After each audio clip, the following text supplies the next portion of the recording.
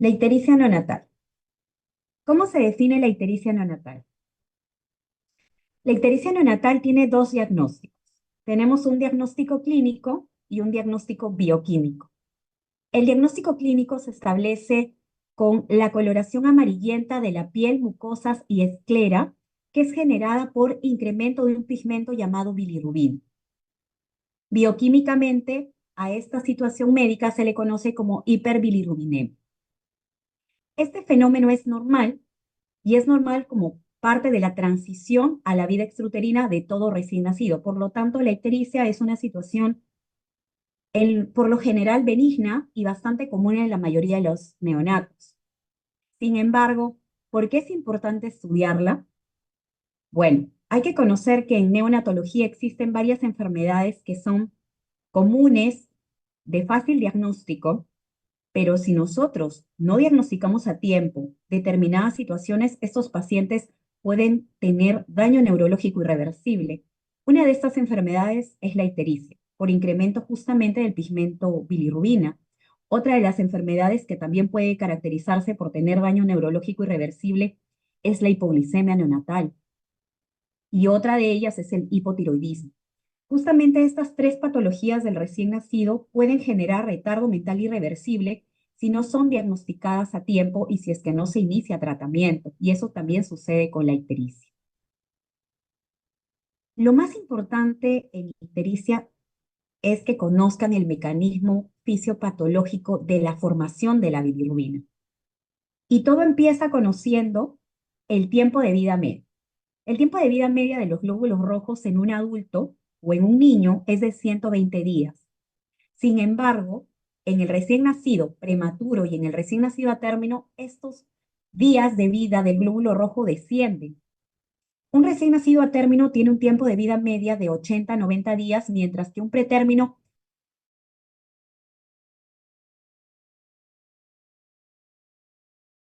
puede tener tiempos de vida media mucho más cortos. Problema que porque un recién nacido tiene ictericia, su tiempo de vida medio. Lo segundo, recuerden ustedes que los valores de hemoglobina de los recién nacidos no es como en un niño o en un adulto. Ellos no manejan 11, 12 de hemoglobina, ellos manejan hemoglobinas altas, hemoglobinas de 17, 18, 19. Y entonces, ¿cuál es o sea, ¿y por qué ocurre? Si se supone que son bebés, deberían tener valores de hemoglobina mucho más bajos. La razón de por qué los bebés tienen hemoglobinas altas o tienen lo que llamamos policitemia es porque ellos manejan un tipo de hemoglobina especial que se llama hemoglobina fetal. La hemoglobina fetal, que está en el cuerpo del bebé hasta los 2 meses, es una hemoglobina que tiene alta afinidad por el oxígeno. O sea, se desprende con mucha dificultad hacia el tejido. El cuerpo detecta que existe una especie de hipoxemia, porque esto es detectado justamente por los túbulos renales. Esto estimula la producción de eritropoyetina y a su vez la eritropoyetina, que es una hormona, activa la eritropoyesis. Es por eso que estos bebés siempre tienen niveles de hemoglobina altos. Ahora, ustedes imagínense esta hemoglobina alta que se está constantemente rompiendo en un tiempo bastante corto, todo va a servir de sustrato para que luego se dé lugar a un incremento de bilirrubina. Ese es el segundo problema del bebé. Cuando la hemoglobina se destruye y se descinde en dos, va a dar lugar al grupo hemo y al grupo globina. Las globinas se descomponen y dan lugar a los aminoácidos que luego van a formar nuevas proteínas. Y el grupo hemo da lugar a tres compuestos, de estos el más importante, la biliverdina, por acción de la enzima hemooxigenasa. La biliverdina a su vez sufre una reducción por la biliverdina reductasa y entonces se forma la bilirrubina no conjugada, también llamada bilirrubina indirecta o bilirrubina liposoluble. Y aquí empieza el tercer problema del bebé, porque justamente la palabra liposoluble significa que este tipo de bilirrubina es capaz de atravesar la barrera hematoencefálica y adherirse a los ganglios basales del cerebro, dando lugar a las complicaciones neurológicas que les voy a explicar en un momento. Esta bilirrubina no conjugada se adhiere a una proteína llamada albúmina y junto con la albúmina viajan al hígado para ser recibidas por dos receptores. de membrana, el receptor y el receptor Z, que también se les conocen como ligandinas. Y aquí empieza otro problema del bebé. Los bebés, mientras más prematuros son, tienen menor valor de albúmina. Por lo tanto, al no encontrar albúmina, la bilirrubina no conjugada se mantiene libre en el plasma y viaja al cerebro para adherirse a él.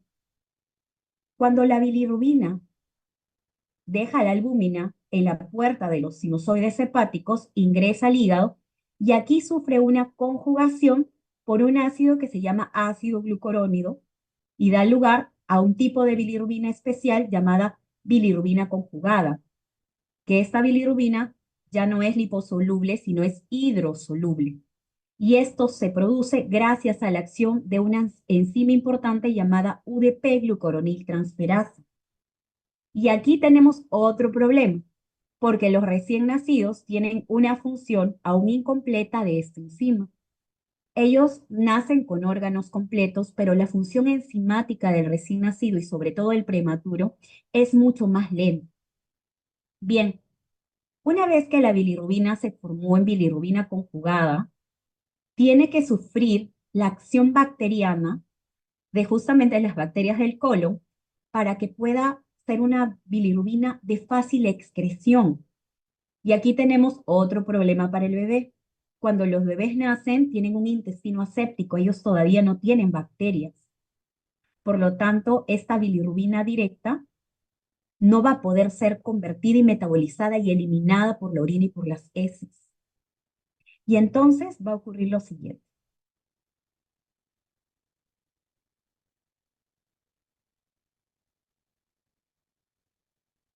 Aparece lo que llamamos circulación enterohepática y esta parte es bastante importante para comprender el tipo de ictericia que va a aparecer en relación a la lactancia materna. Como les mencioné, el colon del recién nacido no tiene bacterias, no posee microflora, va a recibir recién la microflora luego de que inicia la primera lactancia y luego de que tiene contacto con el ambiente.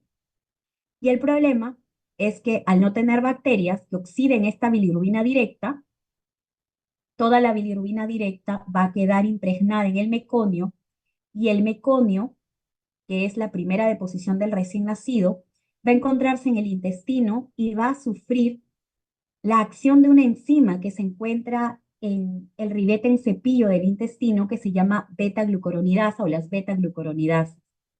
Estas enzimas, que para mala suerte del bebé, tienen la función de desconjugar la bilirrubina directa y pasarla a bilirrubina indirecta. Y esta bilirrubina indirecta ingresa por sistema porta nuevamente al hígado para que sea metabolizada.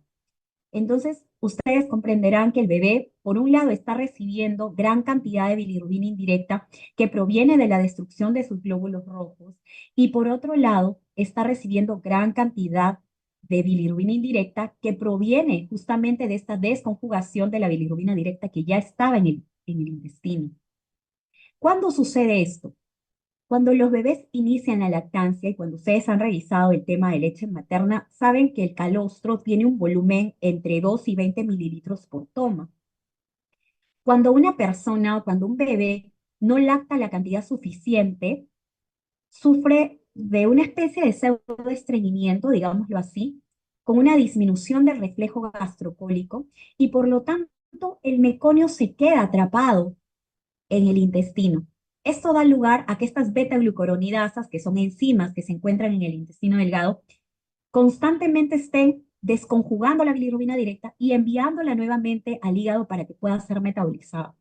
Entonces, esta circulación enterohepática es bastante importante para poder entender, como les mencioné, la ictericia por lactancia materna. ¿Cómo clasificamos la ictericia? La ictericia se clasifica en dos, en ictericia fisiológica y en ictericia patológica. La ictericia fisiológica, para buena suerte, se presenta en la gran mayoría de los pacientes, entre un 60 y un 80% de los casos. Tiene como característica de que se va a dar a partir del segundo día de vida y va a tener un pico, mejor dicho, o sea, los niveles más altos de bilirrubina en un recién nacido a término se dan entre los 3 y 5 días de vida y en un recién nacido pretérmino se pueden dar entre el quinto y séptimo día de vida. Normalmente suelen durar menos de 7 días en un atérmino y menos de 14 días en un pretérmino. En relación a la cantidad, los recién nacidos con lactancia, que reciben lactancia materna exclusiva, se les puede permitir tener valores un poquito más incrementados de bilirrubina y básicamente pueden alcanzar hasta 15 miligramos por decilitro, mientras que los bebés que son alimentados con fórmula no deberían sobrepasar los 13 miligramos por decilitro. Recuerden que en la ictericia fisiológica siempre predomina la bilirrubina indirecta. ¿Por qué? Porque se da por todos los mecanismos fisiopatológicos que les expliqué hace un momento. Si ustedes recuerdan, tiempo de vida media de los glóbulos rojos, la disminución de la albúmina, el tipo de hemoglobina, la policitemia relativa que tienen los bebés, la inmadurez enzimática, esa demora del paso del mecomio, la falta de las bacterias en el intestino. Entonces van a comprender que la ictericia fisiológica siempre va a tener bilirrubina indirecta y siempre es monosintomática porque solamente presentan ictericia. Por lo demás, son niños que no tienen ninguna otra complicación médica. La ictericia patológica, sin embargo, representa un 6% de los casos, se inicia siempre dentro de las primeras 24 horas de vida y en relación al tiempo de permanencia o persistencia, supera los valores permitidos para fisiológica, más de una semana en el atérmino y más de 2 semanas en el pretérmino. A excepción de la ictericia por lactancia materna, porque a esta sí se le permite tener un tiempo mayor a 3 semanas. Inclusive hay bibliografía que refiere que los bebés que tienen ictericia por lactancia materna pueden llegar a tener ictericia hasta por 6 semanas. En el caso de la ictericia patológica, aquí sí podemos tener valores de bilirrubina directa incrementados y hace algunos años eh, se describió que esta bilirrubina directa debía ser más de 2 miligramos por decilitro. Sin embargo, desde el año 2022, el valor que se maneja a la actualidad es más de 1 miligramo por decilitro, o también más del 20% de la bilirrubina total. Otro de los factores para hablar de ictericia patológica es contabilizar la velocidad de aumento de la bilirrubina. Ustedes se preguntan, ok, pero ¿cómo hago esta valoración de velocidad de aumento? Sencillo.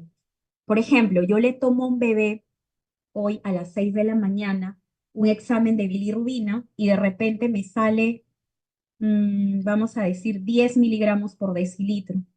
Y de repente, mañana a la misma hora, yo le tomo un nuevo valor de bilirrubina y me ha salido 16 miligramos por decilitro. Entonces cumple el primer criterio donde dice, es ictericia patológica si se incrementa más de 5 miligramos por decilitro por día. Y en el ejemplo que les puse, lo cumple, porque hoy le tomé, tuvo 10 y mañana le tomé y tuvo 16. Perfecto. Y también puede ser, si yo lo quiero clasificar o categorizar kilo hora, hago lo mismo. Hoy le tomo, por ejemplo, bilirrubinas a mi bebé y salió en 10, 6 de la mañana. De repente ya son las 12 de la mañana y le quiero tomar bilirrubinas y las bilirrubinas me han salido en 16 y este bebito pesa 2,5 kilos. Entonces, entre 10 y 16, yo tengo un valor de incremento de 6 miligramos por decilitro. Si yo divido 6 entre 2,5, me va a salir, perdonen, si yo divido 2,5 o 2 kilos, le vamos a poner más bajito el peso, 2 kilos entre mi valor que subió, que es 6, me va a salir, o ya les voy a dar un nivel más alto. 19, ¿ya? Vamos a hacer como que empezamos con 10 miligramos a las 6 de la mañana y a las 12 de la mañana tiene 19 miligramos por decilitro. Hay una diferencia de 9 miligramos. Entonces, yo tengo un bebé que pesa 2 kilos y lo divido entre 9 y el valor, 2,5, 3 entre 9, y el valor me va a salir 0,5. Entonces, este valor de 0. miligramos kilo hora lo definimos así y vamos a hablar de ictericia patológica.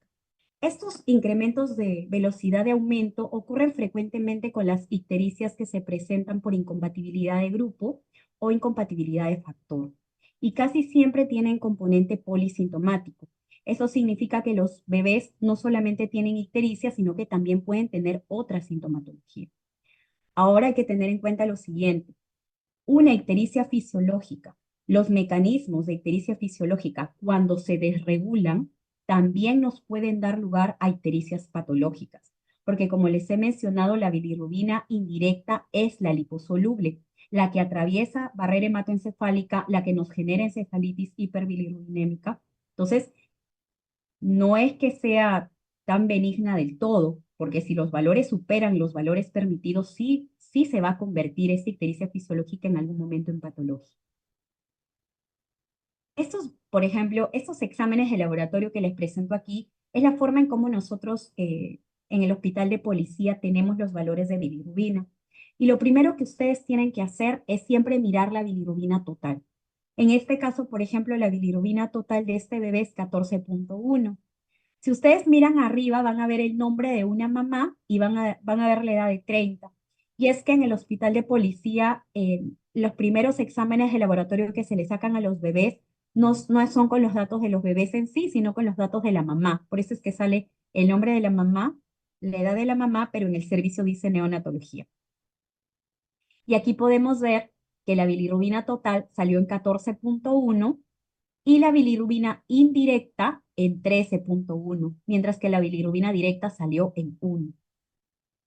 Aquí igual, por ejemplo, esta bilirrubina total en 17.1, la indirecta en 16.2 y la directa en 0.9. Y aquí abajo lo mismo, ¿no? Solamente esta tiene 1 miligramo por decilitro. Habría que repetir la muestra y valorar el contexto del paciente para saber si se trata o no de una ictericia patológica. ¿Cuáles son las causas de la ictericia? ¿Cuál es la etiología? Bien, si nosotros, por ejemplo, tenemos algún paciente que ha incrementado o que tiene ictericia por bilirrubina indirecta, predominio indirecto, vamos a pensar primero en las causas fisiológicas y tiene que ver también con el momento de aparición. Si aparece antes de las primeras 24 horas, debemos pensar en incompatibilidad, incompatibilidad de grupo, incompatibilidad de factor. Cuando ustedes tienen una mamá del grupo O y un bebé del grupo A, del grupo B o del grupo AB, vamos a encontrarnos ante una ictericia por incompatibilidad de grupo. También existen las ictericias por incompatibilidad de RH, donde las mamás son RH negativo y los bebés tienen que ser RH positivo. El día de mañana, cuando repasen ictericia por incompatibilidad, les van a explicar con mayor detenimiento de qué se trata, pero es bastante frecuente encontrar estas ictericias por incompatibilidad. Y no solo eso, sino que son ictericias que nos llevan a niveles altísimos de bilirrubina indirecta por la gran destrucción que existe de los glóbulos rojos y nos llevan incluso a medidas extremas como la exsanguíneo-transfusión, que es el tratamiento más agresivo que tenemos para la hiperbilirrubinemia indirecta. ¿Qué otras enfermedades me pueden generar incremento de bilirrubina indirecta? Las infecciones intrauterinas del grupo TORCH, toxoplasma, rubiola, citomegalovirus, herpes, son causas frecuentes también de ictericia que se presenta de forma precoz. Todas las infecciones son de causa precoz. Luego tenemos las ictericias que aparecen luego del segundo día, entre el segundo y el séptimo día. Y aquí aparecen las causas principalmente fisiológicas. Las fisiológicas, las más frecuentes que ya conocemos, cómo se producen y por qué se producen. Luego aparecen otras enfermedades que se llaman enfermedades hemolíticas de origen no inmune o no isoinmune. Y aquí tenemos tres principalmente. Aparecen las membranopatías. ¿Qué significa? Normalmente ustedes saben que un glóbulo rojo debe tener una forma bicóncava en la zona central plana. Sin embargo, existen enfermedades genéticas donde la configuración del glóbulo rojo no es la de una dona, sino la de un círculo, como un esferocito. Esta situación se llama esferocitosis hereditaria y es bastante frecuente. se da por un cambio a nivel de una proteína llamada espectrina, tiene características autosómico dominantes, y entonces el cuerpo detecta que la membrana del glóbulo rojo no es la normal e inmediatamente lo destruye. Tenemos también las enzimopatías, y aquí aparece una enfermedad muy frecuente llamada deficiencia de la glucosa 6-fosfato deshidrogenasa. Esta enzima, esta sustancia, la tenemos todas las personas dentro de los glóbulos rojos y nos sirve justamente para protegernos contra el estrés oxidativo del glóbulo rojo.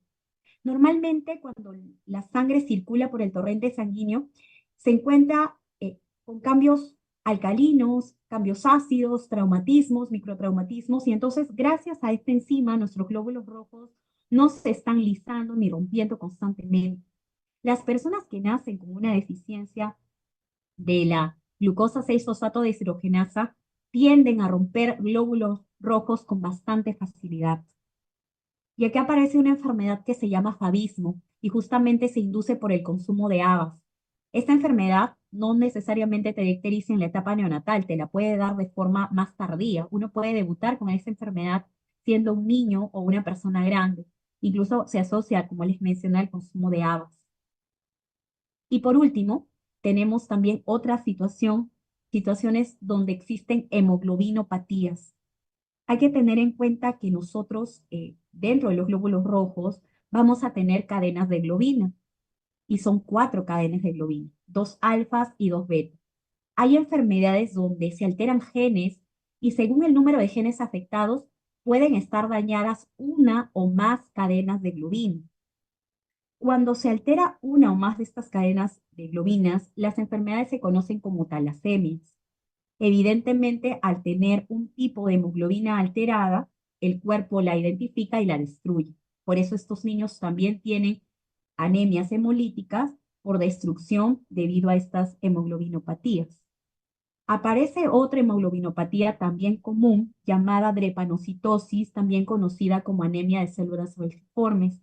Y esto se debe a que hay un cambio en la configuración de una globina, la globina beta, que le da a la hemoglobina el nombre de hemoglobina S, y la forma del glóbulo rojo es en forma de hoz, en forma de un hoz, ¿no? De una hoz. Entonces, cuando pasa a través de los sinusoides del vaso, como son tan delgados, el vaso los reconoce y los destruye. Por eso es que estas enfermedades también son causa de ictericia de aparición precoz. Otras causas son, por ejemplo, ya las infecciones o de repente un gran sustrato de sangre como en el contexto de un cefalohematoma o hematomas subdurales de los bebés o un hematoma subgaleal que también es bastante grave. Podemos encontrar también la ictericia por fármacos y en este caso puede aparecer el uso de penicilinas o de cefalosporinas en los recién nacidos por infecciones que nos puedan estar trayendo también ictericia. La ictericia prolongada, que es aquella que se presenta por más de 2 a 3 semanas, recuerden, estamos hablando de predominio indirecto. Aquí aparece la ictericia por leche materna, aparece también la ictericia fisiológica prolongada del recién nacido en muy bajo peso. Recuerden, los bebés que son prematuros pueden tener ictericia fisiológica que dure más de 2 semanas. Aparecen otras enfermedades como por ejemplo enfermedades del metabolismo como la galactosemia o el hipotiroidismo, donde estos bebés tienen una disminución de la función enzimática de la UDP-glucuroniltransferasa. Los hijos de madre diabética también van a tener esta inmadurez enzimática de la UDP, pero adicionalmente a ello, la policitemia que presenta el recién nacido hijo de madre diabética va a generar una disminución del transporte del oxígeno por la insulina. Por eso es que se da la policitemia. Y por ende también mayor sustrato para destrucción y formación de ictericia. Aparece también obstrucción intestinal por aumento de circulación enterohepática de bilirrubina. Esta obstrucción intestinal aparece dentro del contexto de una situación que se llama ilio meconial. El meconio pasa con mucha lentitud, a veces es muy espeso y entonces las enzimas beta-glucuronidasas hacen de las suyas para destruir la bilirrubina directa y desconjugarla y convertirla en indirecta. Aparecen otras enfermedades como por ejemplo Krieger-Najjar de tipo 1 y 2 y enfermedad de Gilbert. Estas son enfermedades genéticas donde está afectada básicamente la UDP-glucuroniltransferasa. En Krieger-Najjar de tipo 1 es una situación médica donde no funciona en lo absoluto la UDP. Por lo tanto, esta bilirrubina nunca se va a convertir a bilirrubina conjugada. Los bebés fallecen dentro del primer mes, incluso algunos pueden llegar hasta el año de vida, pero el pronóstico es fatal si es que no hay trasplante hepático. El síndrome de Krieger-Najjar de tipo 2, sin embargo, sí tiene enzima, funciona un 50% de ella, y estos pacientes pueden tener un mejor pronóstico siempre y cuando se utilice un medicamento como el fenobarbital, que ustedes conocen que se utiliza para las convulsiones. Sin embargo, en neonatología se utiliza como un inductor enzimático, tratando de trabajar sobre esta enzima y estimularla para que metabolice la bilirrubina de indirecta a directa. La enfermedad de Gilbert es una enfermedad que no se diagnostica en la etapa neonatal porque existe enzima, solo que el número es un poco reducido. Esta enfermedad se caracteriza por debutar justamente en la etapa de joven o adolescente, porque justamente cuando tenemos situaciones como ayuno prolongado, estrés, em, básicamente es el estrés y el ayuno prolongado, ¿no? Y es un poco curioso porque se ha diagnosticado en internos de medicina bastante frecuente el Gilbert, justamente cuando entran en época de exámenes, cuando entran en exposiciones, entonces debutan o en ayuno, porque los internos muchas veces no pueden comer a sus horas, debutan con ictericia, que es una ictericia que no supera los 5 o 7 miligramos por decilitro y se les pinta la carita y los ojos de amarillo. Entonces se diagnostica con frecuencia en etapa de juventud.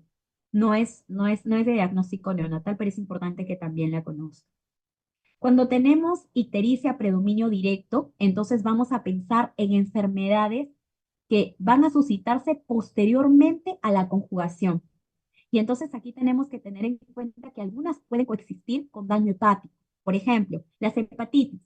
Recuerden que las hepatitis en el recién nacido no es como en un niño o en un adulto, que son hepatitis A, B, C, no. En ellos es patología torcha. Entonces siempre tienen que tener en cuenta que toxoplasma, rubiola, citomegalovirus pueden generarme hepatitis con incremento de los valores de bilirrubina directa. Tenemos también otras situaciones como por ejemplo las ictericias por colestasis. En la ictericia colestásica, por ejemplo, podemos encontrarnos con una enfermedad llamada atresia de vías biliares, que se les voy a explicar ahora con un poco más de detalle porque esta enfermedad es importante, es la causa más importante de colestasis neonatal, es muy severa, muy agresiva, con alta mortalidad. Tenemos también al quiste de colédoco, tenemos otras causas, por ejemplo, como las metabolopatías, como galactosemia, el déficit del alfa-1 antitripsina, el hipotiroidismo, que son enfermedades que también pueden cursar con incremento de bilirrubina directa y prolongada.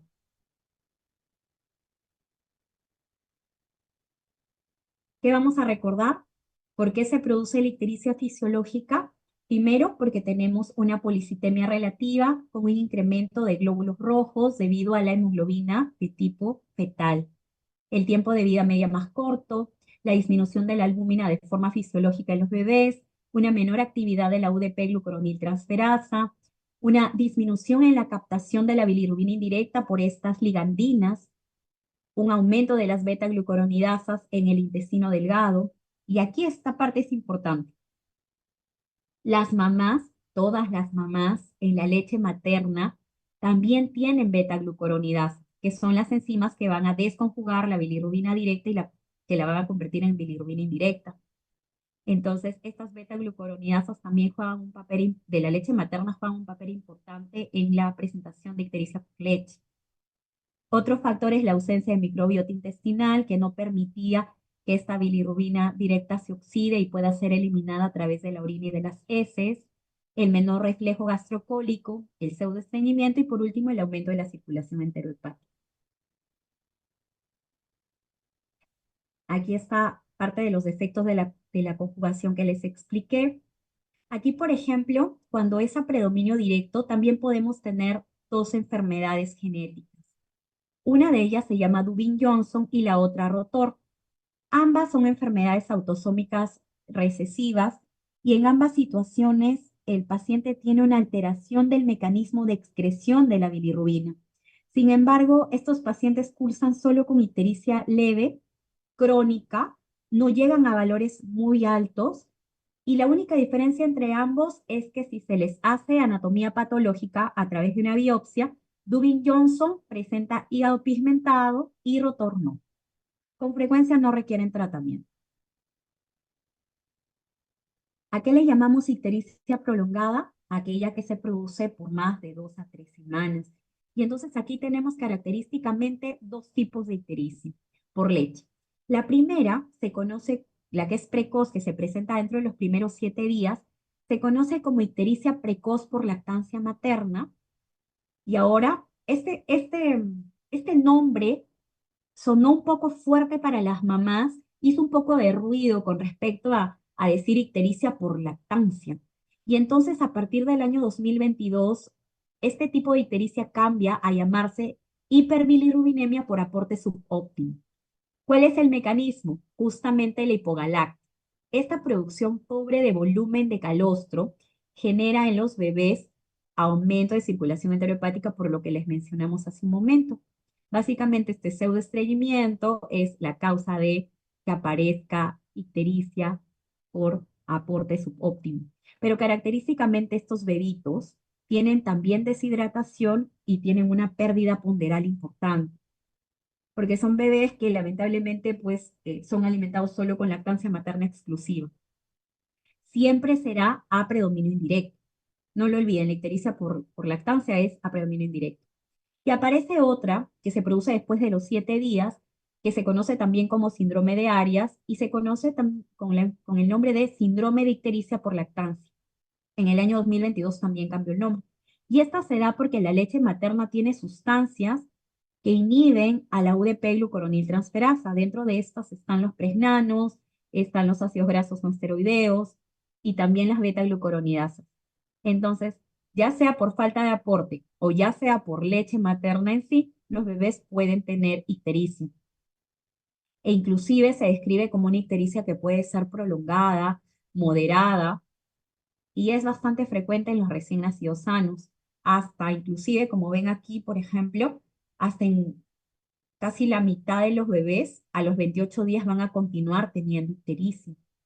Por eso, esta enfermedad, que no es una enfermedad sino una condición benigna en realidad, siempre debe ser un diagnóstico de descarte. O sea, primero piensen en todas las patologías antes de pensar de que solamente tiene ictericia por leche o por lactancia. La atresia de vías biliares como causa de ictericia a predominio directo, como les mencioné, esta es la malformación de vía biliar más frecuente y se produce por una obstrucción progresiva de las vías biliares tanto intra como extrahepáticas. Se han visto implicados muchos virus, dentro de ellos están los reovirus de tipo 3 principalmente, citomegalovirus, herpes virus también. Se piensa que puede haber también componente genético o isquemia. La idea es que se va a producir esta obstrucción progresiva de vías biliares. Da lugar a una respuesta inflamatoria importante y toda la vía biliar se va obstruyendo. Si la vía biliar está obstruida, no va a poder eliminarse la bilirrubina directa, va a quedarse atrapada en el hígado, no va a poder salir hacia la vesícula y por ende hacia el intestino.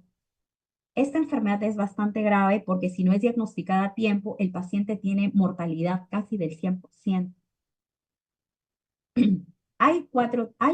Bueno, lo dividen en realidad en 3 tipos. El de tipo 2 lo subdividen en tipo A, subtipo A y subtipo B. De estos, el más frecuente es el tipo 3, donde la vía intrahepática y extrahepática se hayan comprometido. Aquí. Entonces, clínicamente este paciente va a tener ictericia a predominio directo, va a tener acolia y va a tener coluria. Acuérdense, cuando ustedes les hablen de la palabra colestásico, tienen que tener ictericia, acolia y coluria. ¿Por qué? Porque evidentemente la bilirrubina se ha quedado atrapada en el hígado y no ha podido bajar hacia el intestino y por lo tanto las bacterias del intestino no han podido oxidarla para que pueda eliminarse por la orina y por las heces y poderle dar el color característico. Normalmente se presenta dentro de la segunda semana de vida y si es que no es diagnosticada a tiempo, da lugar a falla hepática y cirrosis. Entonces, cuando nosotros tenemos, digamos, una sospecha diagnóstica, lo primero que tenemos que hacer con el paciente es una ecografía. En la ecografía lo que nosotros vamos a encontrar principalmente es dilatación de las vías biliares intrahepáticas. Cuando ya tenemos la sospecha, el paciente tiene que pasar a un tratamiento paliativo conocido como cirugía de Kasai. La cirugía de Kasai tiene como objetivo retrasar el daño hepático o la cirrosis, donde se le realiza al bebé una derivación hepatoyeyunal. ¿Qué significa? Como la bilirrubina ya no puede salir del hígado hacia el intestino, lo que se hace es un bypass. Pero ojo, solamente puede realizarse antes de los 30 a 45 días de vida como máximo. Cuando el paciente ya está estable, debe recibir un tratamiento definitivo que es alrededor de los 2 años de edad. Esta imagen que ven aquí es la imagen de la vía biliar que se encuentra estrecha y se observa a través de un estudio llamado colangiografía intraoperatoria.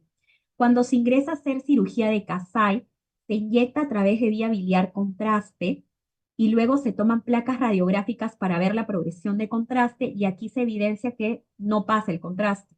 Normalmente cuando se inyecta, esta es la vesícula biliar colapsada. Cuando se inyecta debería pasar rápido, no debería verse en las imágenes de los rayos X, aquí sí se ve.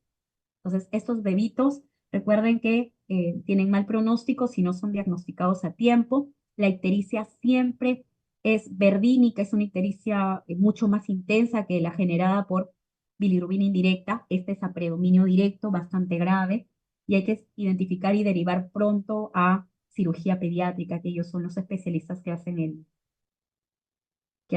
las cirugías.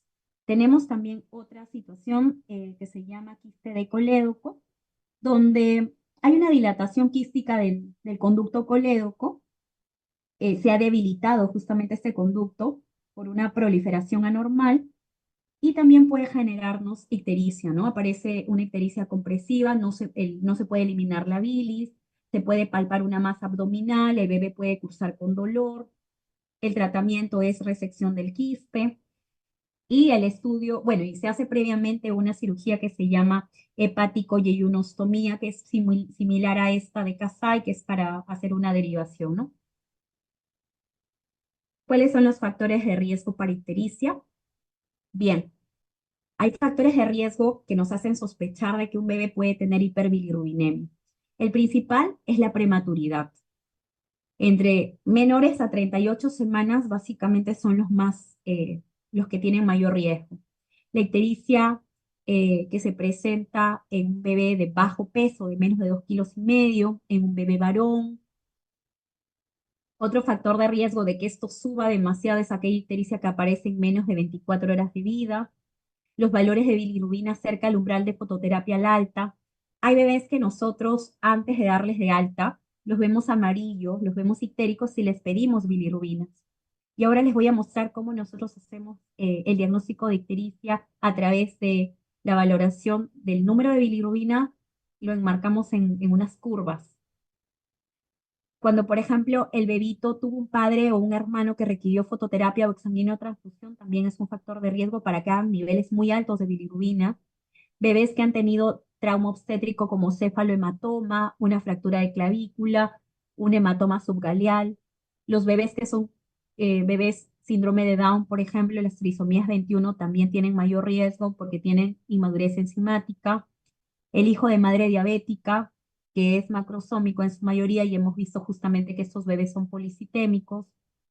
Bebés con lactancia materna exclusiva, que han bajado de peso, más del 10% de su peso. Bebés que tienen infecciones maternas del grupo torcho.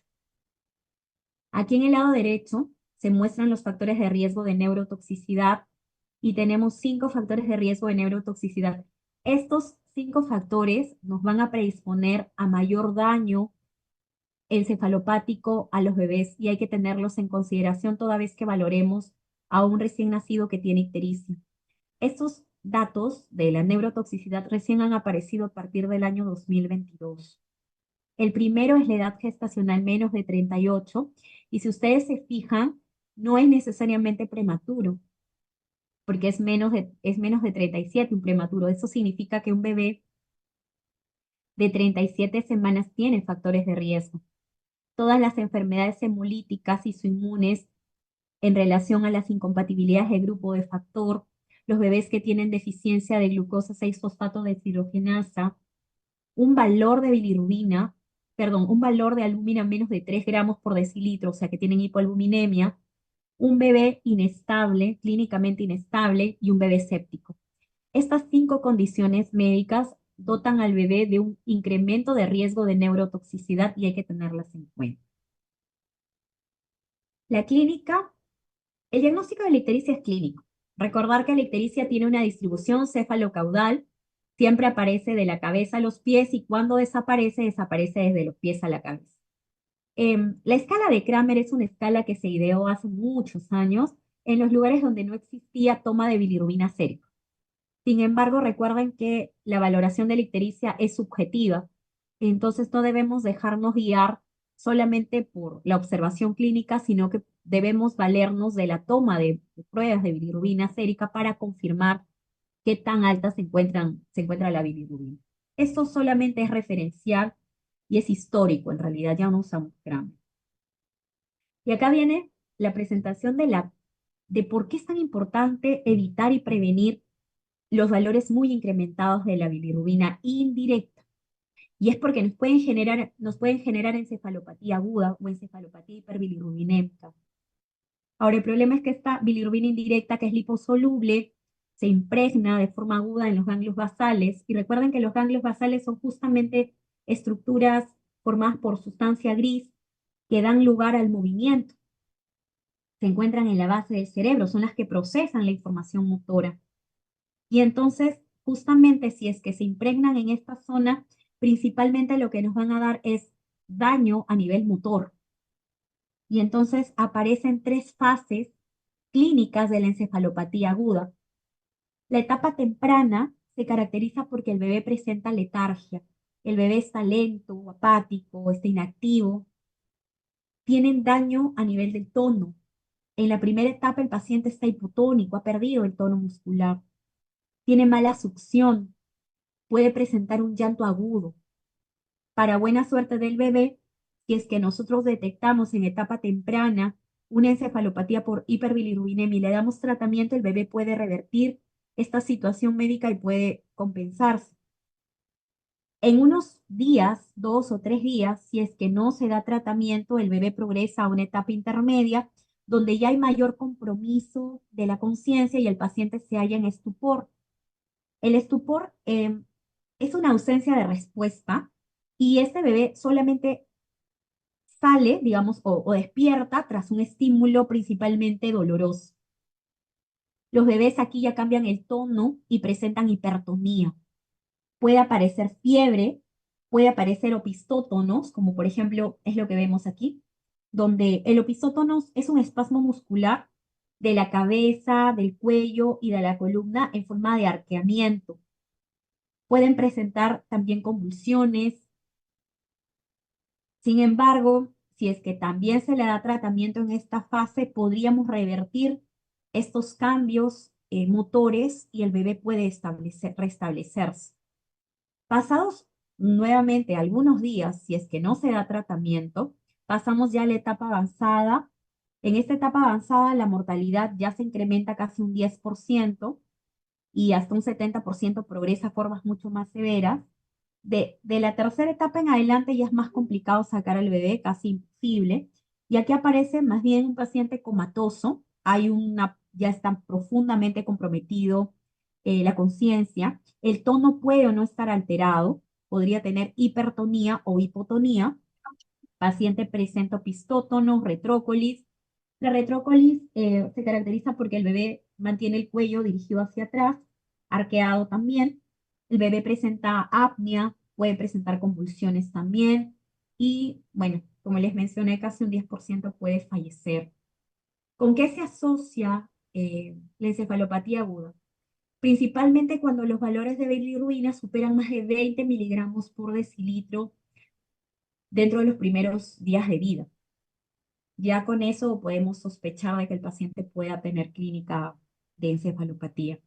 Cuando ustedes hablen de encefalopatía neonatal, siempre tienen que tener tres cosas. Primero, compromiso del estado de conciencia. Puede tener letargia, estupor, coma, somnolencia. Lo segundo es alteración del tono, hipertonía, hipotonía. Y lo tercero es la presencia de convulsiones. No se olviden, cuando hablan de encefalopatía, tienen que tener esas tres condiciones. ¿Cuál es el estudio que se solicita? Para verificar el daño a nivel de los ganglios basales, utilizamos la resonancia magnética. Esto que dice aquí, GP, significa globus pálido, forma parte del núcleo lenticular de los ganglios basales. Y aquí dice, se evidencia hiperintensidad a nivel del globus pálido en T1. T1 es un tipo de corte que normalmente nos presenta la anatomía normal o nos habla de tejido blando o de grasa. Como aquí hay compromiso justamente de este tejido blando, es que se ve hiperintenso. Se ve hiperintenso. Entonces, aquí hay una imagen donde podemos recordar cuáles son los ganglios basales. Está el globus pálido, los núcleos subtalámicos, está el núcleo caudado. Entonces, allí se produce el mayor compromiso de estos bebés. Cuando los niveles de bilirrubina se han incrementado tanto y se han mantenido de forma perpetua y prolongada, la encefalopatía por hiperbilirubinemia, llega un momento en que los valores de bilirrubina descienden, pero ya han dejado daño neurológico. Y este daño neurológico crónico se conoce como encefalopatía por bilirrubina o también conocida como kernícterus. El kernicterus ya se presenta alrededor del primer año de vida, los valores de bilirrubina se han normalizado y aquí ya tenemos clásicamente una tetrada. Lo primero que presentan estos pacientes es un control anormal de la vía motora, presentando una parálisis cerebral coreotetósica. ¿Qué significa? La palabra coreo significa unos movimientos de las manos y de los pies a forma de, como si fueran unos movimientos ondulantes. Ellos constantemente están moviendo los dedos y de los dedos de las manos y de los pies de forma ondulante. Y la palabra atetósica, perdón, la atetosis significa un movimiento más bien como si estuviera contracturándose. El paciente es un movimiento un poco más de contractura y estos pacientes van a presentar característicamente la imagen de este niño que vemos aquí arriba. Las manitos hacia adentro, tienen una parálisis eh, hipertónica, son niñitos duros, con un incremento de los reflejos. La mayoría de ellos no puede caminar porque hay daño justamente del control motor del cuerpo. Aparece dentro de la tetrada también la sordera neurosensorial, debido a que hay daño del nervio auditivo, el nervio auditivo que está justamente saliendo de la protuberancia del bulbo, hay daño aquí. Pueden tener también trastornos oculomotores con una parálisis de la mirada vertical hacia arriba. Y por último, dentro de la tetrada presentan displasia del esmalte dental. Entonces, estos niñitos, si bien es cierto, algunos pueden tener coeficiente intelectual normal, son niños que están sometidos a silla de ruedas de forma permanente. ¿Cómo hacemos el diagnóstico? El diagnóstico primero es clínico, ¿no? Es la anamnesis. ¿Qué vamos a valorar? Los factores de riesgo. El examen físico siempre tenemos que valorar de pies a cabeza al bebé, idealmente lo hacemos a la hora del baño. El bebé tiene que estar desnudo con una luz clara y debemos evaluarlo desde los pies hasta la cabeza. Y también es importante poder valorar la clínica neurológica, el llanto, el tono, el compromiso del estado de conciencia, la succión.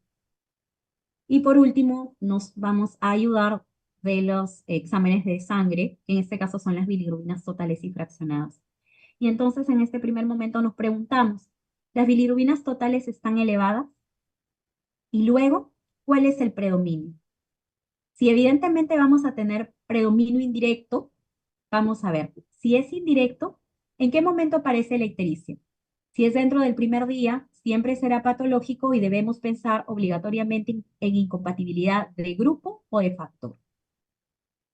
Si es a predominio indirecto y ya tiene más de un día, pero menos de una semana, pensaremos en ictericia fisiológica, que hemos visto que tiene un pico entre 3 a 4 días y en los prematuros puede tener un pico de repente entre los 5 y 6 días.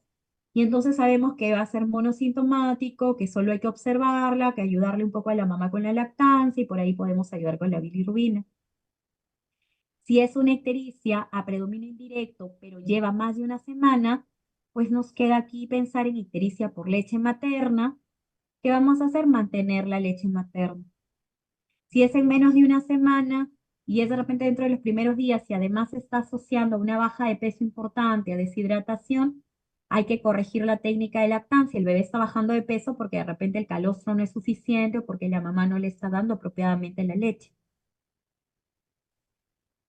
Si la bilirrubina tiene de predominio directo, ¿qué debemos ver?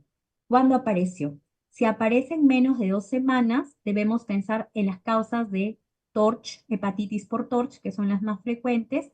Y si es que aparece en un curso de más de 2 semanas o está prolongándose más de 2 semanas, hay que descartar principalmente atresia de vía biliar a través de una ecografía.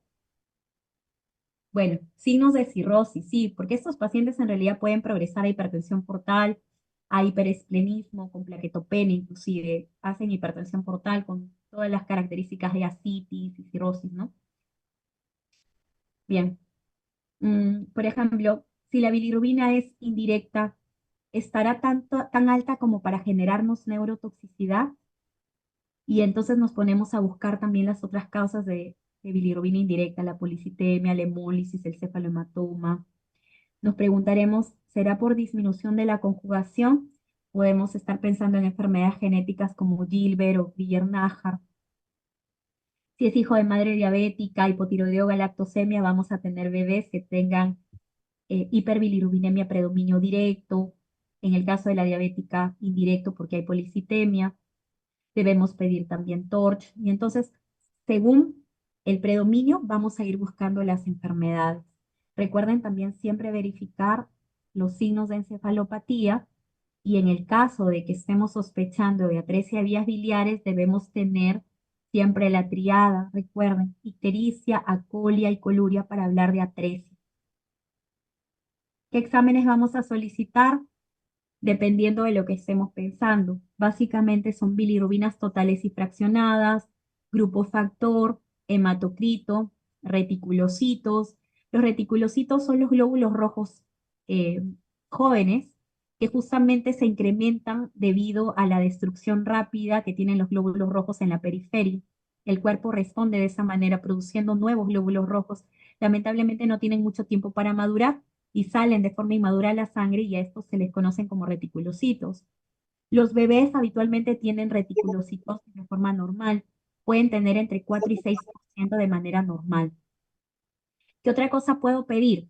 Test de Kunz directo. El test de Kunz directo me permite la valoración de la presencia de anticuerpos ante la presencia de incompatibilidad de grupo de factor. Puedo pedirle, por ejemplo, aptoglobina. La aptoglobina es una proteína que se une a la hemoglobina libre. Cuando nosotros tenemos destrucción, lisis de glóbulos rojos, la hemoglobina se libera de forma libre y la aptoglobina la atrapa. Entonces, cuando nosotros tenemos anemias hemolíticas con gran destrucción, esta aptoglobina está disminuida, justamente porque varias de estas aptoglobinas están ocupadas. Podemos pedir TORCH, TSH-T4 libre si estamos pensando en hipotiroidismo. Podemos dosar proteínas totales y fraccionadas, pero básicamente aquí lo que es importante es la selección de la albúmina, porque si tenemos hipoalbuminemia con menos de 3 gramos por decilitros, vamos a tener un incremento de la neurotoxicidad. Estos exámenes ya tanto de imágenes como potenciales auditivos evocados nos llevan a buscar un poco más enfermedades, en el caso de la atresia de vías biliares a través de la ecografía hepática, la resonancia magnética cerebral porque quiero buscar ya daño encefálico, y los potenciales auditivos evocados también forman parte del estudio de la sordera neurosensorial generada por hiperbilirrubinemia predominio indirecto. ¿Cómo hacemos el diagnóstico nosotros? Utilizamos curvas y percentiles Y estos son los percentiles que utilizamos. Tenemos dos. Vamos a tener dos tablas. La primera tabla se llama tabla de Butani. Es una tabla que se ideó hace muchos años, eh, casi por los años 1999, y estas tablas se han utilizado hasta el año 2004. Se utilizan en bebés mayores o iguales de 35 semanas y nos sirve para valorar al bebé en relación a los riesgos. De aquí les muestro estas tablas que también son de Butani, pero la diferencia es que estas han sido modificadas en el año 2022. Y entonces aparece lo que les mencioné hace un momento, los criterios de neurotoxicidad. Y entonces, ¿cómo nosotros valoramos aquí? Por ejemplo, tenemos primero que saber cuánto de valor de bilirrubina total tenemos.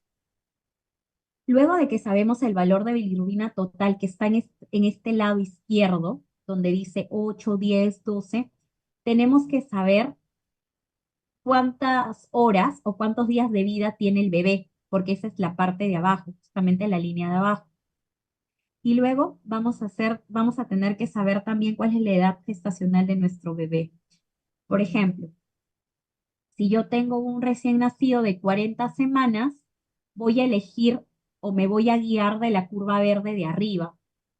Vamos a suponer que este bebé no tiene factores de neurotoxicidad, porque en realidad tenemos que saber cuatro cosas. Primero, tenemos que saber, como les mencioné, bilirrubina total. Segundo, cuál es la edad gestacional del bebé. Tercero, tiempo de vida postnatal. ¿Cuántos días u horas de vida tiene? Y cuarto, ¿presenta o no factores de neurotoxicidad? ¿Y cuáles eran esos factores de neurotoxicidad? Los que están descritos aquí. Edad gestacional menos de 38, albúmina menos de 3 gramos por decilitro, bebés con enfermedad hemolítica inmune, sepsis o inestabilidad clínica. Una vez que tenemos esos cuatro valores, vamos a poder hacer el cruce. Por ejemplo, si un bebé tiene 36 horas de vida y le ha salido un valor de 14 miligramos por decilitro de bilirrubina, este bebé sin factores de riesgo, entonces yo sé que voy a utilizar la curva verde, la verde oscura, y entonces luego voy a llevar hacia acá arriba el cursor y me va a salir por debajo de la curva verde. Eso significa que si está por debajo de la curva verde, el bebé no requiere tratamiento de fototerapia, que es el tratamiento de elección que vamos a utilizar en los recién nacidos. Lo mismo aquí, por ejemplo, en esta curva. Esta curva es distinta. Esta curva nos habla de utilizarla, pero ya para bebés que tienen algún factor de neurotoxicidad. Y como ustedes ven, la curva cambia un poco. O sea, le da valores distintos. Pero siempre tienen que tener bilirrubina total, edad gestacional, tiempo de vida postnatal y factores de riesgo de neurotoxicidad para luego poder hacer los cruces y saber si es que el bebé requiere o no fototerapia. La segunda curva que utilizamos es una curva creada por el grupo NICE que se utiliza en bebés chiquitos. Esta se utiliza en bebés menores de 35 semanas y existen curvas para cada edad gestacional, desde las 23 semanas de edad gestacional hasta mayor o igual de 38 semanas de edad gestacional. Estas curvas fueron creadas por el Reino Unido. Y entonces aquí más o menos tenemos las mismas características.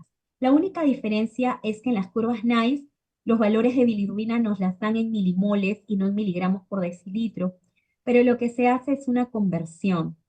Por ejemplo, nosotros podemos tener valores de bilirrubina total y si la multiplicamos por el factor 17 o 17,01, nos da el valor de milimoles. Multiplicamos, por ejemplo, 10 de bilirrubina por 17, 170. Entonces serían 170 milimoles. Y usamos lo mismo. Primero lo que tenemos que hacer aquí con este bebé es saber mi bilirrubina total, saber mi edad gestacional para poder elegir apropiadamente una de las curvas, porque como les mencioné, hay curvas NICE desde las 23, 24, 25 hasta las 38 semanas. Debemos siempre saber el tiempo de vida postnatal y por último, si es que este bebé tiene o no factores de riesgo para neurotoxicidad. ¿Cuál es el tratamiento para estos bebés? Bueno, Lo más importante para poder elegir el tratamiento es saber qué curva voy a utilizar. Si son mayores o iguales a 35 semanas, utilizamos la curva de Butani, que está también, bueno, la Sociedad Americana de Pediatría la, la utiliza. Existen aplicativos como el PediTools, que aquí les escribí el nombre para que ustedes lo puedan de repente descargar, que nos ayudan a valorar justamente esta curva de Butani. Y utilizamos las curvas NICE en bebés menores de 35 semanas. Este es el nombre de la app que pueden utilizar, que pueden descargar para que les ayude a ingresar los datos y ya no necesiten llevar siempre a la mano sus curvas. Según la curva elegida, hola, el bebé podrá entrar a fototerapia o la forma mucho más severa de tratamiento, que es la exsanguíneo-transfusión. Como ustedes ven, esta es la fototerapia. La fototerapia es el tratamiento de elección para los bebés que tienen ictericia por hiperbilirrubinemia a predominio indirecto, no directo, porque las enfermedades que te causan compromiso directo son enfermedades, por ejemplo, sepsis, TORCH, obstructivas. Entonces, el tratamiento no es fototerapia. El tratamiento, en el caso de las bilirrubinas directas incrementadas, es tratar la causa. En el caso de la indirecta es distinto.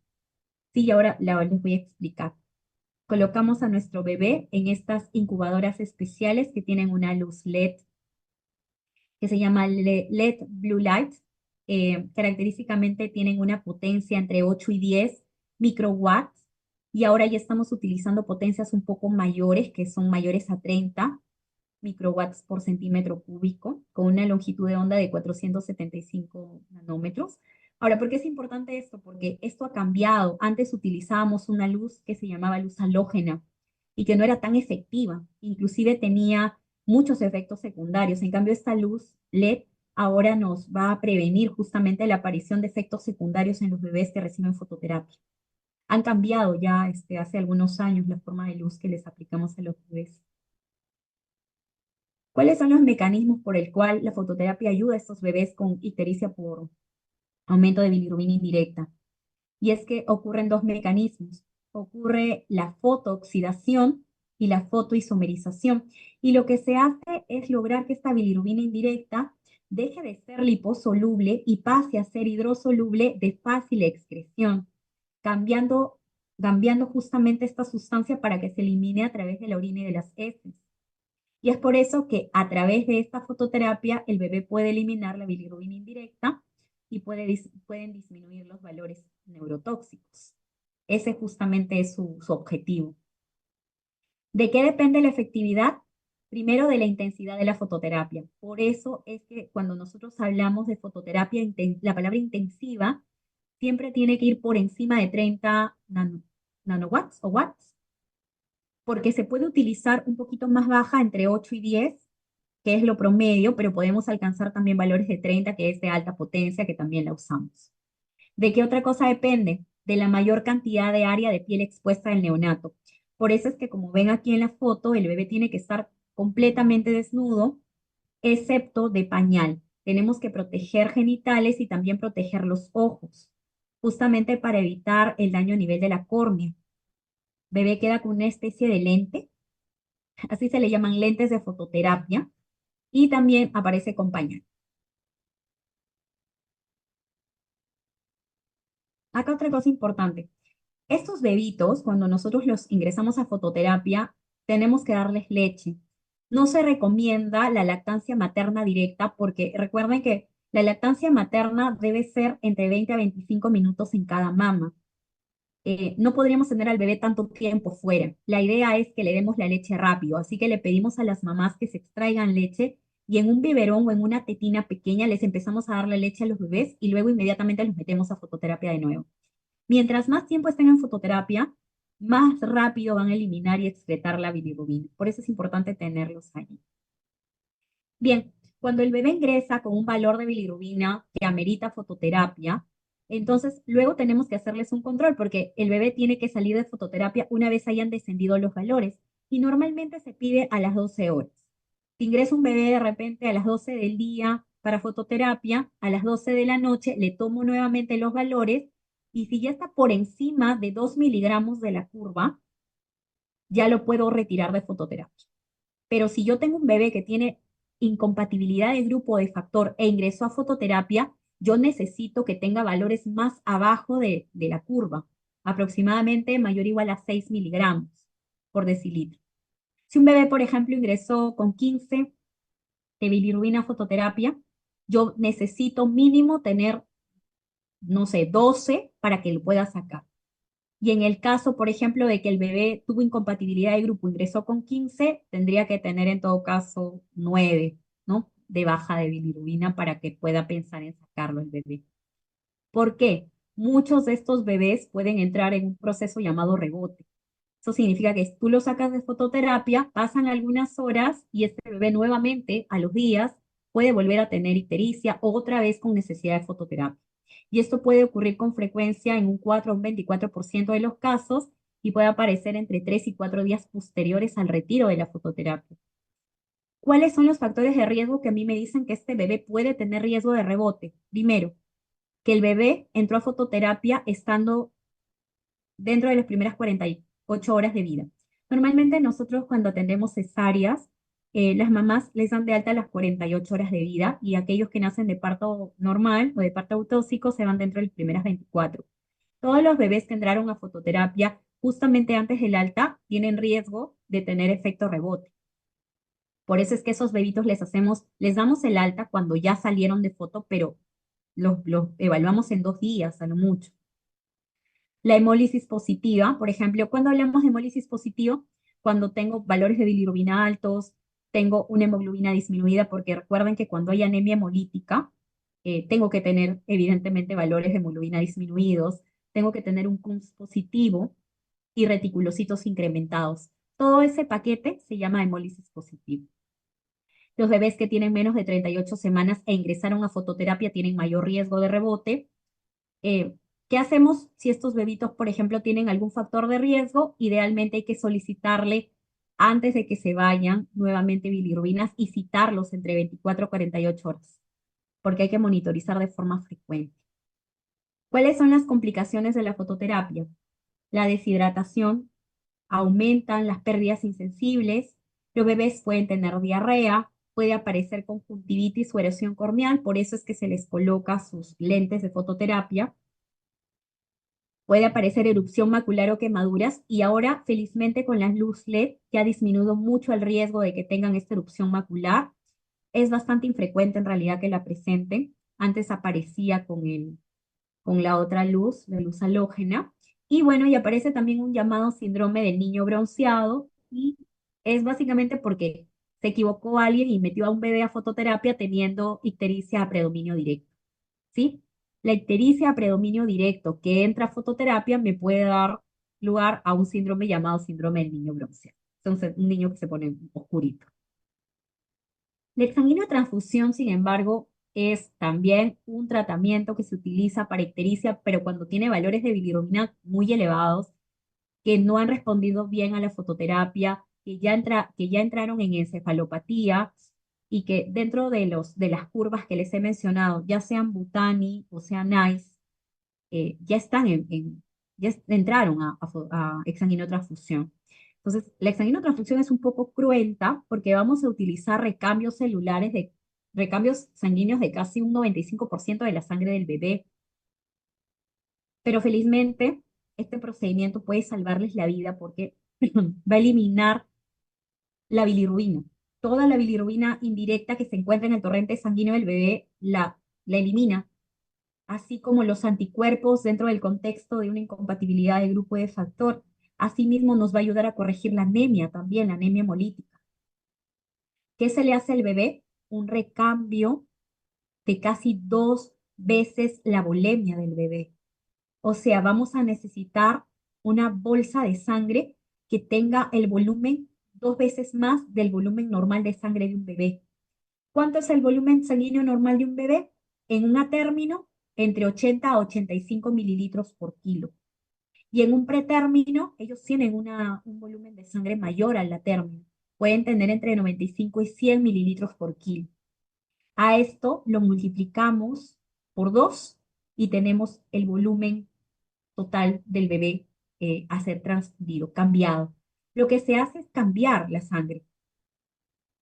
Entonces, ¿cuáles son las indicaciones? Le dimos fototerapia y no responde, persiste incrementado, persiste alto, ya elevó, sobrepasó la curva para exsanguíneo de transfusión, o sea, justamente cuando hicimos la valoración del cruce entre valor de bilirrubina, tiempo de vida postnatal, hemos visto edad gestacional, factores de riesgo de neurotoxicidad y está por encima de la curva para exsanguíneo. ¿Cuándo más? Cuando tenemos un ascenso de bilirrubina total por encima de 0,5 miligramos por decilitro por hora dentro de las primeras 72 horas. Y por último, cuando ya cursamos con encefalopatía hiperbilirrubinémica, sobre todo la que se encuentra en el tercer nivel, en la forma un poco más profunda cuando el paciente ya está comatoso, allí el paciente ya debe recibir eximinotransfusión. Es la única manera de eliminar los valores de bilirrubina incrementados. La sangre que se utiliza tiene que ser una sangre compatible con el bebé. Si, por ejemplo, nos encontramos ante una incompatibilidad de grupo, lo que se solicita es que tengamos sangre del grupo O y que mantengamos la sangre RH del bebé. Y cuando tenemos incompatibilidad de RH, se sugiere que se utilice sangre del grupo del mismo bebé y que sea RH negativo. Y entonces lo que vamos a hacer es lo siguiente. Si ustedes se dan cuenta aquí en la primera imagen, el bebé tiene cateterismo umbilical. Cuando nosotros tenemos recién nacidos, la mayoría de ellos cuando son muy pequeños no se les colocan vía periférica, así como a nosotros que nos ponen vía en la mano, en el pie, no. El recién nacido, como todavía tiene indemnes los vasos sanguíneos del ombligo, que son las dos arterias y una vena, lo que se hace es que se permeabiliza a través de ellas catéteres para poder hacer por allí el recambio sanguíneo que se necesite. Inclusive por allí también se le puede poner plasma, se le puede poner líquidos, por ahí se los hidrata, por ahí se pone el antibiótico. Entonces, esa es como una vía periférica. Entonces, se puede utilizar este exsanguíneo transfusión ya sea directamente por la vena, que es esta grande, o puede ser la exsanguíneo transfusión isovolumétrica, donde vamos a utilizar una arteria de estas y una vena. Entonces, como ustedes ven aquí, ven dos operadores, o sea, dos personas.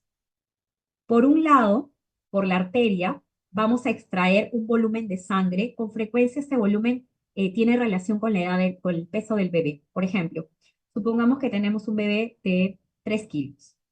Esta persona extrae 15 centímetros de sangre y por otro lado, esta persona que está aquí a la mano de mi lado, ¿no? Al lado izquierdo, lo que hace es introduce a través de la vena también 15 centímetros, pero de esta sangre nueva que han traído del laboratorio o del banco de sangre. Nuevamente, la persona de la derecha extrae 15 centímetros de sangre a través de la arteria y esta otra persona introduce 15 centímetros de sangre, sangre que tiene glóbulos rojos irradiados, que son glóbulos rojos especiales. Un paquete globular especial no es es una sangre que tiene que estar calientita, más o menos en 36, 37 grados. Es una sangre que viene del laboratorio nueva. No puede haber pasado mucho tiempo porque si no va a haber también consumo y hemólisis. Todo este procedimiento entre y reponer, sacar y reponer, no debe superar más de 90 minutos. Tiene que ser máximo 1 hora y media, por eso es que siempre se permite que sean dos personas las que apoyen para el recambio de la sangre. Cuando decimos que el bebé se está recuperando, cuando posterior a ello le hemos hecho un control de bilirrubinas y ya se encuentran por debajo de 2 miligramos del valor con el cual entraría exsanguinotransfusión. Pero sin embargo, este bebé, si ya le terminamos de hacer la exsanguinotransfusión, no es que queda allí nada más, sino que este bebé se mantiene en fototerapia. Es como que bajara de nivel. De exsanguinotransfusión bajó menos de 2, o por lo menos bajó a más de 2 miligramos por decilitro del valor del exsanguíneo, pero lo mantenemos todavía con fototerapia intensiva, que recuerden que es que tenga más de 30 microwatts por centímetro cúbico. Y le vamos a dar hidratación parenteral. El bebé, ¿por qué hidratación parenteral? Porque el bebé en ese momento cuando tengo fotointensiva no lo puedo sacar para darle la leche por la boquita, no, ahí ya no hay forma. Ahí el bebé tiene que estar con endovenoso porque no podemos perder el tiempo sacando al bebé fuera. ¿Y qué se hace? Debemos pedirle controles de bilirrubina por lo menos en 2 horas. ¿Cuáles son Ahora, evidentemente, pues todo este recambio celular tiene complicaciones y sobre todo son complicaciones metabólicas y pueden aparecer complicaciones hematológicas y aparece también hipotermia. Recuerden, la sangre tiene que estar entre 36 y 37 grados, calientita. Puede aparecer hipocalcemia, hipomagnesemia, hipercalemia. El paciente puede presentar paro cardiorrespiratorio, bradicardia y también riesgo pues de infecciones, ¿no? Justamente porque hemos permeabilizado con los catéteres el ombligo, ¿no? Los vasos umbilicales.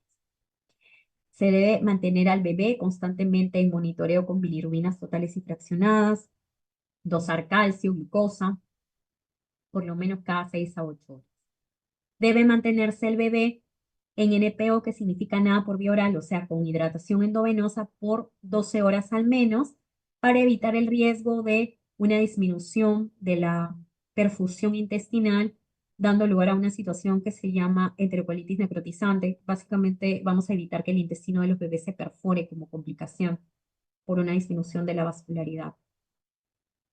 ¿Qué sucede si nosotros no tenemos en ese momento el paquete globular que se requiere? ¿Qué pasa si no tengo el grupo de sangre del bebé o o el RH del bebé y está buscando el banco de sangre conseguir? Y el paciente ya requiere el exsanguinotransfusión. Entonces tenemos un medicamento que se llama inmunoglobulina G, que nos va a ayudar en cierta forma a parar un poco esta destrucción producida por el complejo antígeno-anticuerpo dentro de este contexto de enfermedades y su inmunización. Se aplica de 0,5 a 1 miligramos por kilo de forma endovenosa, se pasa en 2 horas. ¿Esto qué hace? Te ayuda a ganar tiempo, porque mientras tú le estás infundiendo esta inmunoglobulina y estás parando un poco el desorden que está generando esta destrucción por incompatibilidad de grupo de factor, ya te puede estar llegando el grupo de sangre que pediste, el volumen de sangre que pediste. Inclusive muchas veces al colocar inmunoglobulina G, se le hace control al paciente de bilirrubina si de pronto ya salió del rango de exsanguinotransfusión y solamente requiere fototerapia. Entonces es importante que en los hospitales se cuente con este tipo de inmunoglobulina porque podría evitar que lleguemos a las formas severas de hacerles exsanguíneo transfusión. Recuerden que las peores ictericias siempre son las ictericias por incompatibilidad.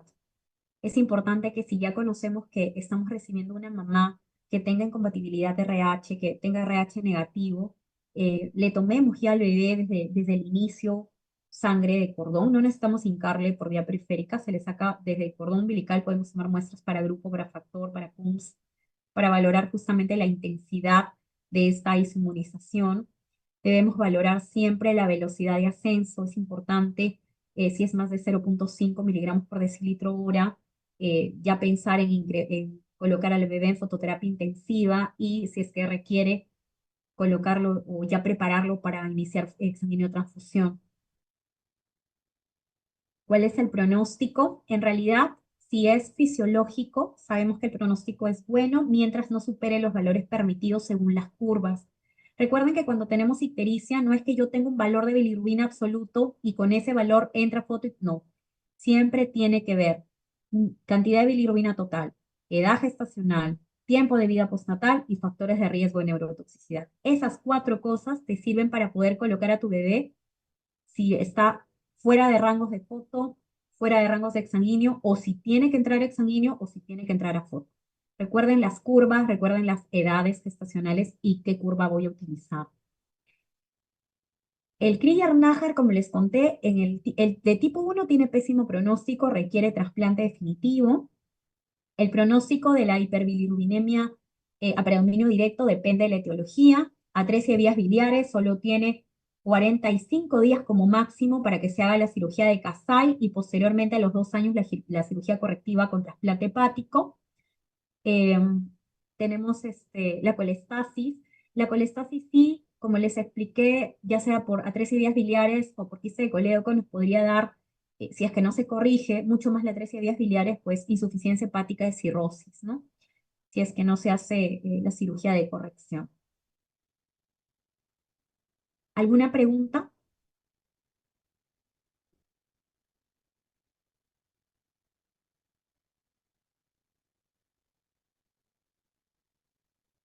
Chicos, ¿alguna Doctora, buenas pregunta? tardes. Sí, ¿Se me escucha, doctora? sí, Sí, doctora, mi pregunta era, cuando mencionó la parte de ictericia asociada a leche materna, tanto la que es por mala técnica o por la por misma el propio leche. consumo, Ujú. ujú, ¿esa doctora en qué seguiría encajando en ictericia patológica o ya sería fisiológica? En realidad es fisiológica, porque es a predominio indirecto. Y es fisiológica también porque no, porque forma parte de la normalidad de la mayoría de recién nacidos. O sea, la ictericia que se presenta dentro de la primera semana, que es por hipogalactia, que es justamente por una disminución del aporte o por aporte subóptimo, no se puede evitar. O sea, la mamá tiene calostro, el calostro es poquito, nos gana el calostro en relación al volumen. Entonces, esos bebitos, si nosotros, por ejemplo, somos muy estrictos en lactancia materna exclusiva, exclusiva, y el bebé toma una gota, una gota, una gota, se va a poner histérico. De todas maneras, va a bajar de peso y se va a deshidratar. Igual, por ejemplo, hay mamitas que llegan a la consulta al control después de la primera semana y están súper amarillos y son bebés que son alimentados con lactancia materna exclusiva. No se puede hacer nada. Tú les tomas bilirrubinas y te salen bilirrubinas totales incrementadas a predominio indirecto, pero el bebé luce bien. Por eso es que la ictericia fisiológica, en teoría, es monosintomática. O sea, ese bebito que es un gordito alimentado con leche materna exclusiva, está gordito, bonito, feliz y amarillito. Esa se ictericia por lactancia materna, no por lactancia, sino por leche materna, o sea, por los preñanos, los ácidos grasos, por las beta-glucuronidasas. Entonces, en teoría, sí, la ictericia por lactancia materna es benigna, no está dentro de las fisiológicas. ¿También aplica lo mismo, doctora, con la ictericia por la mala técnica de lactancia? Y esa es la primera, esa es la que aparece por hipogalactia, o porque la mamá no sabe darle de lactar, no le han enseñado, no le han instruido dentro de los primeros 7 días. Esa por mala técnica de lactancia es la precoz, la que aparece dentro de los primeros 7 días por aporte subóptimo. Entonces, doctora, Ya, muy bien.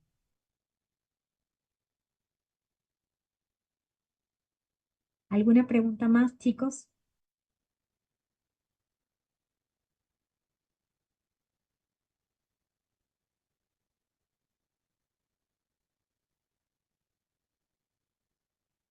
Ya, creo que ninguna. Muy bien, chicos, gracias. Tengan buenas tardes, gracias. Gracias, doctora. Gracias, doctora. Gracias, doctora. Buenas tardes.